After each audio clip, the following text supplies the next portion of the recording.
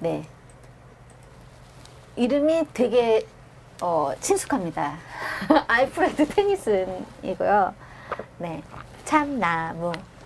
젊거나 늙거나 저기 저 참나무 같이 내 삶을 살아라.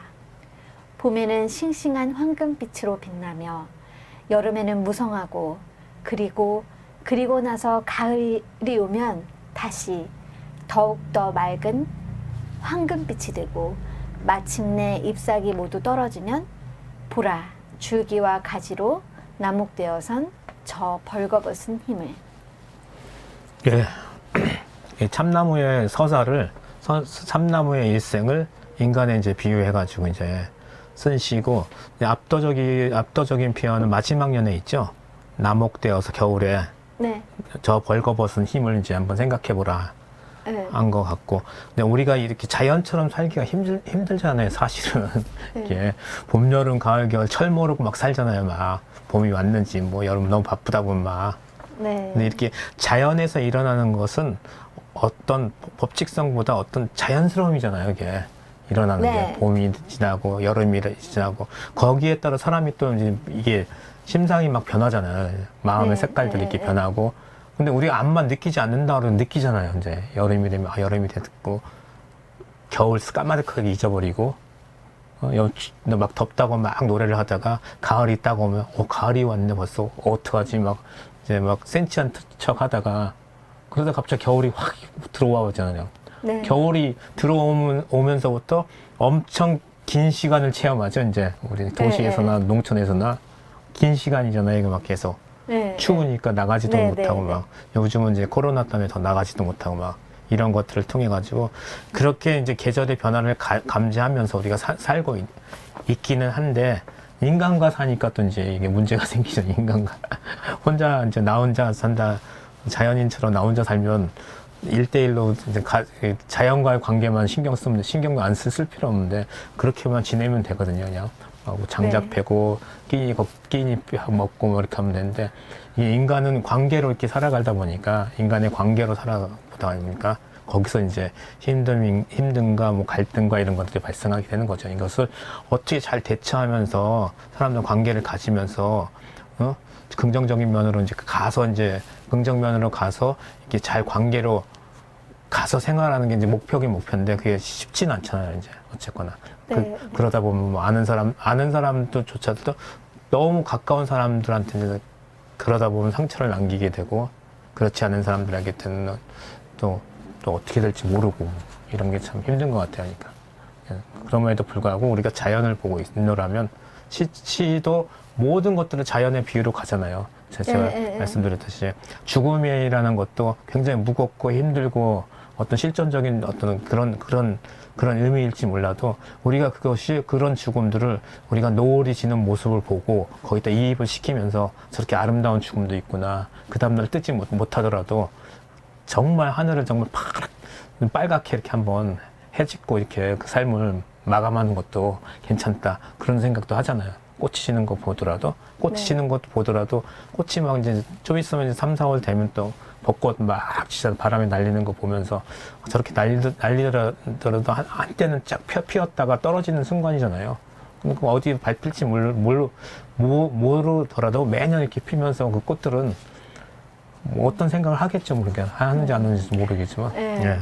그러니까 정말 인간이란 그렇죠. 그러니까 꽃처럼 피어나잖아요. 뭐 펴보지도 못하고 이름 없이 사라져가는 많은 사람들도 있지만, 지금 우리는 사실은 선생님이나 저나 이제 뭔가 많이 피었다가 아직도 펴 있다고 생각이 들고, 언젠가는 저렇게 나목되어서 벌거벗을 텐데, 그때의 그 벌거벗은 모습을 힘이 있다. 벌거벗은 힘이라는 그 문구로 이렇게 표현해 주신 게, 내 삶도 뭔가 내가 죽을 때 내 힘을 발산하고 죽는 거구나. 그러니까 마지막까지 온 힘을 다해서 사람이 살다가 죽는 거고, 그게 결코 힘없이 죽어가는 어떤 이의 이름이 아니라, 누구나 죽을 때까지 눈이 떠 있다는 것 자체가 끝까지 남은 힘을 발산하고 죽는 거구나라는 생각이 들면서 아, 참, 그 참나무에 이 비유한 이 시가 인간의 삶의 그 무력함과 나약함에 대해서 노래한 게 아니라 끝까지 눈 뜨고 죽음을 바라보는 어떤 한 인간 그 뭔가 삶에 대한 예찬이구나라는 생각이 좀 들었어요. 그래서 그 마지막에 나도 아, 눈 뜨고 있을 때까지 나 힘이 있구나 그런 생각이 들면서 뭐라도 끝까지 하며 살아야 되겠다는 그런 어떤 마음이 들고 또 그 황금빛으로 빛날 때가 있으면 황금빛이 될 때가 있고 그리고 내 모든 게 잎사귀가 열렸었다면 잎사귀가 떨어질 때가 있다는 거를 내가 알기만 한다면은 그런 힘이 나한테 끝까지 주어져 있다는 것을 내가 알기만 한다면 조금 더 내 삶이 더 가치가 있고 뭔가 그렇지 않을까? 그런 생각이 들어요, 여러분. 그렇지 않습니까? 예, 우리가 삶을 이렇게 비유할 때 이제 삶을 이제 봄, 여름, 가을, 겨울 이렇게 삶에 이렇게 비유를 하잖아요. 네. 예, 나는 지금 가을 끝에 있나? 이제 연세 많이 드신 분들은 이제 겨울로 이렇게 네. 가는 순간이 있는데 이제 이제 가을을 맞이할 때 떨어뜨리는 시점에 있어가지고 풍성했던 여름을 기억하는 것이 아니라 내가 찬란해가지고 떨어뜨려가지고 과연 내가 노년의 어떤 삶을 살 때 뭔가를 다 떨어뜨리고 비워내지 않으면 그 겨울에 비워내지 않으면 그 찬란한 눈이 왔을 때 받아내지 못해요. 그렇죠. 눈이 왔을 때 내가 온전하게 받아내려면 내가 나목이 돼야 돼요. 그냥.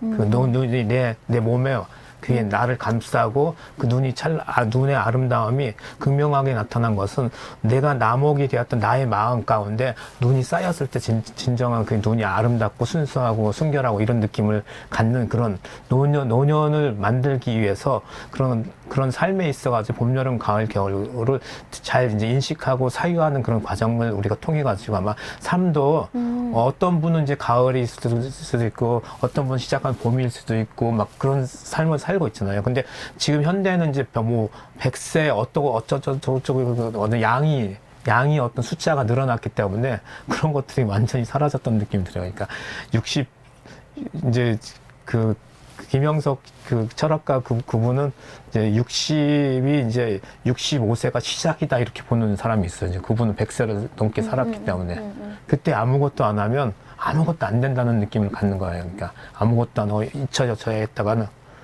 예전에 일본의 어떤 그런 그 교사를 하시던 분이 있었는데 그분이 제가 예전에 도서관에서 이 책을 읽었는데 그분이 90세 넘어가지고 헛살한 거를 너무 적나라하게 이제 그것을 알게 된 거예요. 왜 그러냐면 그 사람은 이제 얼마 안 있으면 죽을 거라고 퇴직한 다음에 막 아무렇게나 막 산 거예요, 막 사다 보니까 죽을 때 보니까 그 30년 이상을 일하고 막 보냈던 그 시간보다 너무 헛되게 보낸 거예요. 자기가 아무것도 안 하고. 안 죽고 계속 있는 거야, 그러니까. 그게 네. 너무 허망하다고 책을 나중에 썼어요. 그 책을 어떤 책을 막 써가지고. 일본 사람들은 그 베스트셀러 되게 좋아하잖아요.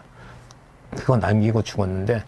그러니까 우리가 지금의 사람들이 얘기하잖아요. 뭐 100세까지 살려고 그러면 뭐가 막 핑계가 막 되잖아요. 근데 은연중에는 어떻게 하면 더 그 100세를 떠나가지고 건강하게 사느냐, 웰다잉을 할 수 있고 웰빙을 할 수 있느냐, 거기다 초점을 맞춰가지고 본인이 뭔가를 할 수 있는 것에 60몇 세까지는 본인이 스스로 이렇게 할 수는 있는데 이제 좀 지나면 본인이 어떤 도움을 주고 살 수 있느냐 여기를 또 고민해야 되고 어떻게 또 이 사무장한테 자기가 어떤 공부를 해가지고 또 공부를 되게 중요시 얘기하더라고요. 김영석 박사도 그 공부를 할 수 있는 것을 계속 이렇게 만들어내야지 그렇지 않으면 이제 동력을 잃어가지고 이제 힘들죠. 삶이 자체가. 네. 어쨌든 우리가 벌거벗었을 때 힘을 가지려면 끝까지 그 어떤 인간됨의 끈을 놓지 않는다. 근데 인간됨 삶의 끈이라고 하는 게 어떻게 보면은 습이라고 할 수 있을 것 같아요. 그러니까 공부하고 늘 배우려고 하고 뭔가 하려고 하는 자세 이런 것들을 통해서 우리가 마지막까지 힘을 발휘하게 된다는 생각이 드네요. 또 얘기를 해주시니까. 그래서 이 시는 그런 의미에서 우리한테 굉장히 힘을 주고 있는 시라는 생각이 듭니다. 우리 참나무 알프레드 테니슨 막 테니스 같아 테니스 아마 잊어버리지 말라고요.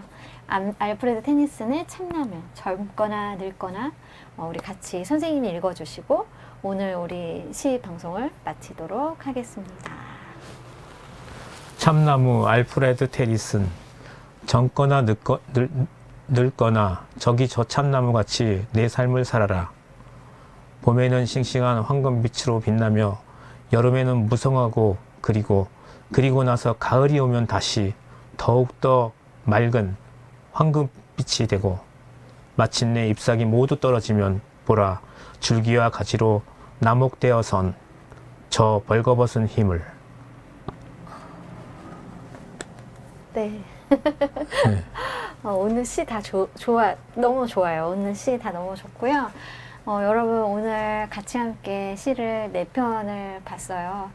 일주일 동안 또 저희 시 방송을 보시고 시 하나하나를 묵상하시면서 또 그 에너지가 고갈되어 계시다면 이걸 보고 머릿속으로 생각하시면서 에너지를 보충하는 그런 시간이 되셨으면 좋겠습니다. 네, 시 선생님 얘기해 주시고 마치겠습니다. 무슨 얘기?